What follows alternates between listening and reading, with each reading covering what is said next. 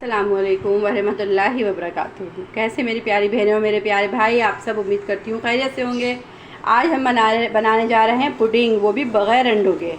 ठीक है, हम बग़ैर अंडों के पुडिंग कैसे तैयार करेंगे, इसका तरीका आप देखते जाइए और सीखते जाइए। उम्मीद है कि आपको ये जब वीडियो स्किप नहीं करेंगे तो अब आसानी ये रेसिपी समझ आ जाएगी और बहुत जल्दी मिनटों में ये एक मीठा बन के तैयार हो जाएगा। इसके लिए मैंने हाफ़ लीटर मिल्क लिया है, फ्रेश मिल्क लिया है। इसे खूब अच्छे से मैंने कुक कर लिया है। जैसा कि आप वीडियो में देख रहे हैं कि दूध बहुत अच्छी तरह बॉयल हुआ हुआ है और फुल फैटी, फुल क्रीम ये मिल्क है।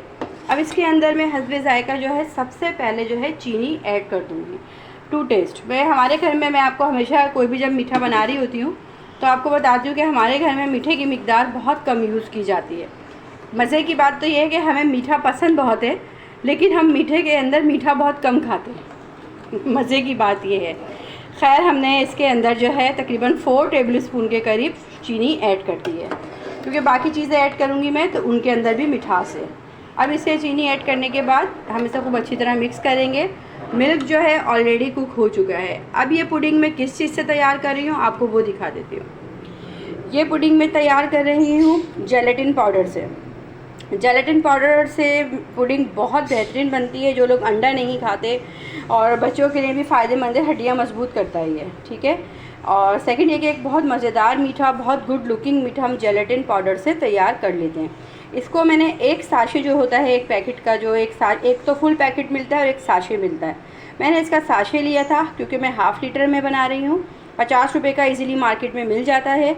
आप उसको जो है आधा कप पानी के अंदर भिगो दें। भिगोने से देखेंगे इस तरह थिक हो जाएगा।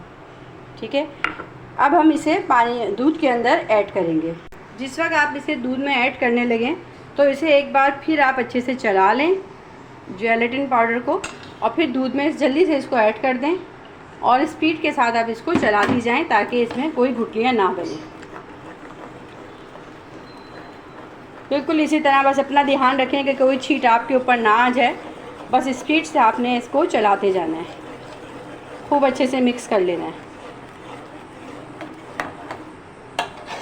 अब तो चाइना ये जो जेलेटिन पाउडर है ये हर कलर में आने लगा है, हर फ्लेवर में आने लगा है। पिस्ता फ्लेवर, स्ट्रॉबेरी फ्लेवर, पर ट्रांसपेरेंट में कि बहुत खूबसूरत लुक आता है जब हम इसे बनाते हैं। खूब अच्छी तरह अब ये मिक्स हो गया। अब हम इसका चूल्हा बंद कर देंगे।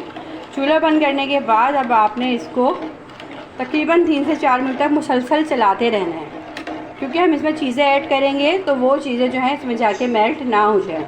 इसलिए अब आप इसका टेम्परेचर ऐसा ले आएँ, इसको मिक्स करती रहें, कंटिन्यू आपने चलाते रहना है। गरम गरम में हम कोई चीज़ ऐड नहीं करेंगे, हम इसका टेम्परेचर रूम टेम्परेचर के बराबर लेके आ जाएंगे। 3 से 4 मिनट आप इसको अच्छे से चलाएँ।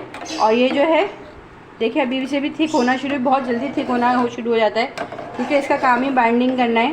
तो इसलिए आप हाथ रोकिएगा नहीं, आपने मुसलसल इसको चलाते रहना है। जल्दी से आप इसको या किसी पंखे के आगे या फ्रिज में रख के अगर ठंडा करेंगे, लेकिन आपका हाथ रुक जाएगा। आप पंखे के आगे इसको लेके बैठें और तेज़ स्पीड में इसको चलाती जाएं ताकि ये ठंडा हो जाए। अच्छा जी, हमने जेलेटिन पाउडर को भी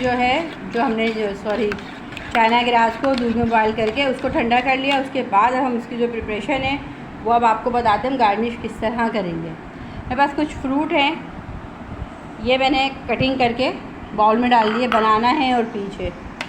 ठीक है, आप इसको ऐसे मिक्स कर दें। अवल तो ये सब खुद ही मिक्स हो जाएंगे, हमें मिक्स करने की भी ज़रूरत नहीं रहेगी। उसके बाद मैकरोनी है, इसे मैंने रेड कलर में बॉईल कर लिया है। मैकरोनी भी इसमें हम ऐड कर देंगे। मैकरोनी को रेड कलर डाल के मैंने इसे बॉईल किया है।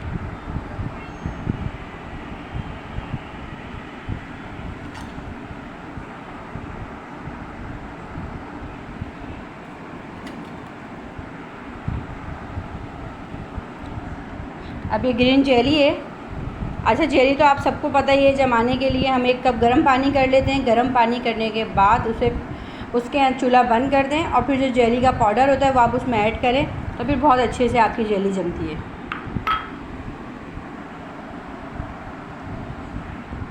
तमाम चीज़ें डालने के बाद खूब अच्छे से हमने ये जो ठंडा किया हुआ है अब हम ये इसमें ऐड कर देंगे।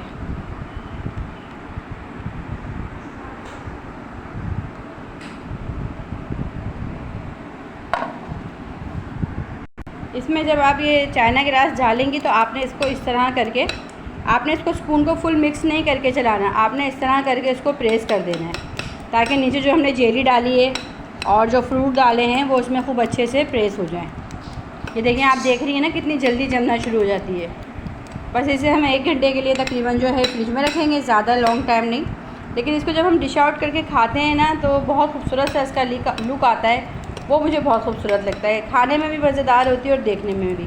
आप देख रहे हैं मैंने स्पून से इसको प्रेस इसलिए किया ताकि इसके अंदर जितने जो मैंने चीज़ें डाली हैं वो नीचे हैं वो भी इसके अंदर मिक्स हो जाएं। अब हम इसे इसी तरह तकरीबन 1 घंटे के, जितना आप ठंडा खाना पसंद करें आप उतने टाइम के लिए इसको फ्रिज में रख दें। वैसे तो ये बहुत जल्दी, अभी आप देख रहे हैं कितना ही थिक होना शुरू हो गया है। अब हम इसे फ्रिज में रख देते हैं। ये देखें, इसको 1 से 1.5 घंटा मैंने फ्रिज में रख दिया था।